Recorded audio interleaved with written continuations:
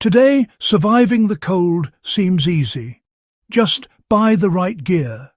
Down jackets, thermal layers, waterproof fabrics and heated gloves promise comfort in any climate. We trust in high-tech solutions, but this is a recent luxury. For most of history, and even during World War II, such marvels were unimaginable. Soldiers then faced brutal winters with little more than wool coats and leather boots, gear that often failed them. Their true battle was not just against the enemy, but against the relentless cold. Modern explorers rely on advanced materials, but soldiers of the 1940s depended on resourcefulness. When standard-issue equipment failed, survival meant turning to the land. The most effective tool wasn't a weapon or a fancy coat. It was something found in any barn or field, so ordinary we barely notice it today. This simple, natural solution was straw. Its story reminds us that nature often provides the most elegant answers to our toughest challenges. In a war defined by tanks and planes, a handful of dried grass, straw, became a soldier's lifeline. Straw, a byproduct of farming, was everywhere, in barns, fields and abandoned homes. For soldiers with inadequate gear, it was a free, immediate solution to the deadly cold.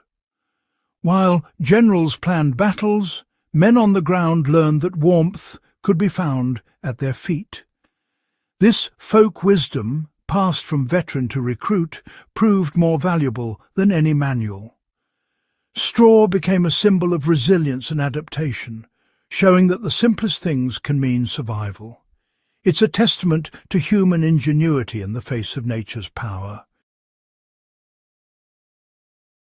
To understand straw's importance, picture the Eastern Front in winter 1941. German soldiers in summer uniforms faced temperatures plunging to -40. The cold was a weapon. Metal snapped, oil froze, and frostbite struck as fiercely as bullets. The landscape offered no shelter. Snow buried men and machines, and the ground was iron-hard. In the Ardennes, 1944, Allied and German troops endured freezing fog and snow, trapped in static positions. The cold seeped into bones, and official gear was no match for the elements. In both Russia and Belgium, the fight was to stay warm, often with nothing but what nature provided.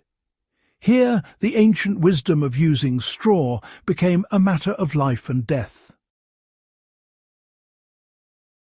Standard-issue gear failed soldiers in the cold. German troops invaded Russia, expecting a quick victory, armed with thin coats and leather boots. Wet wool lost its warmth, and leather boots froze, causing frostbite and misery. Blankets and sleeping bags, once damp, were useless. Logistics couldn't keep up. Better gear rarely arrived. Soldiers realized survival meant improvising with what they found. They needed insulation that worked when wet, something to block the frozen ground.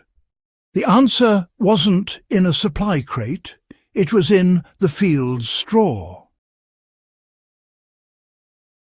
Straw's power lies in its structure.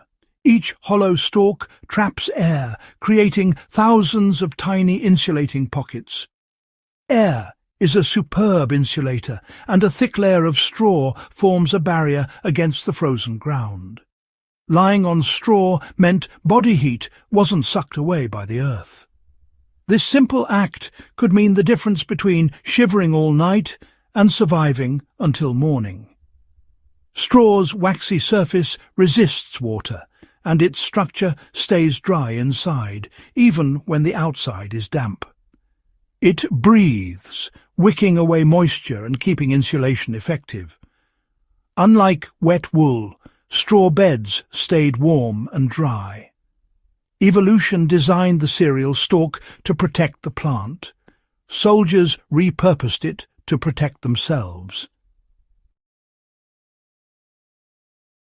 Soldiers found countless ways to use straw on the front lines.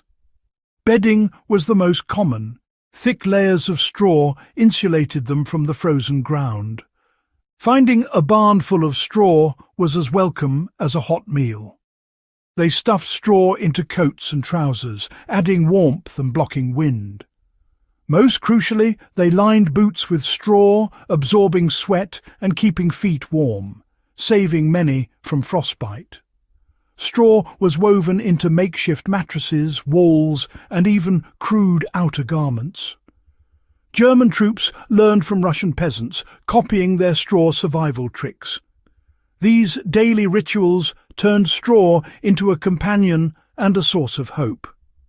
It was the difference between agony and a night's rest. Straw became a symbol of quiet resilience on the frozen front.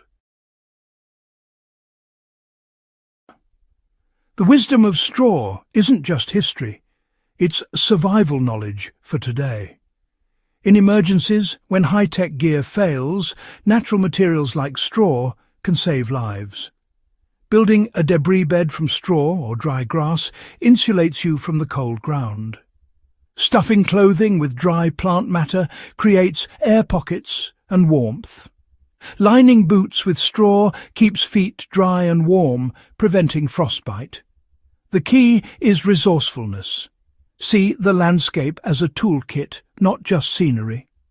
A field of grass is more than a view, it's a mattress, insulation, and survival tool. The lesson nature's simplest resources are often the most powerful. The story of straw is a lesson in resourcefulness and the power of overlooked solutions.